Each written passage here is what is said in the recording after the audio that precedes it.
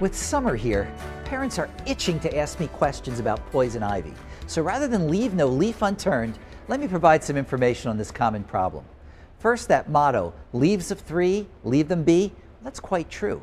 It's only when the leaves, roots, stems, or twigs of plants are damaged or torn that the oil from this plant is released that will cause an allergic reaction in 70% of the population, usually within 4 hours to 4 days. A reaction characterized by red, itchy patches or blisters wherever the oil is deposited on the skin. Thus, the name of the game is to wash your child thoroughly with soap and water as soon as you suspect they've been exposed to poison ivy. A shower or hosing down of your child is far better than a washcloth, which can spread these oils further onto your child's body.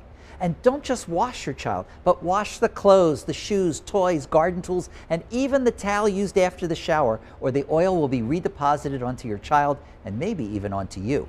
In addition, the family pet might be carrying that oil home from the woods, so it might need a good hosing down as well. Once the oil's been removed, your child is no longer contagious. Even if blisters with fluid form, these blisters do not contain the oil and thus are not contagious, even if they look like they should be. Scratching will not make the rash spread if the oil's off of them, but it can lead to the rash becoming infected. Thus, treatment is directed to help reduce the itch and ease the suffering while allowing the allergic reaction to lessen and eventually stop.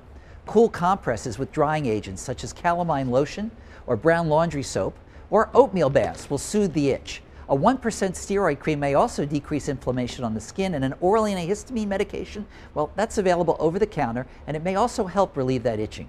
If the rash involves the face or the genitals, is getting worse despite the home treatments I've recommended, or the skin looks infected with redness, warmth, swelling, or pus, please talk to your child's doctor, who can determine if writing a prescription for steroids is needed to quiet down the inflammation or for an antibiotic if the rash has become infected.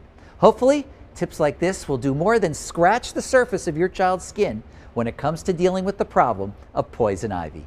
This is pediatrician Dr. Louis First from the University of Vermont Children's Hospital, reminding you to always be first with your kids.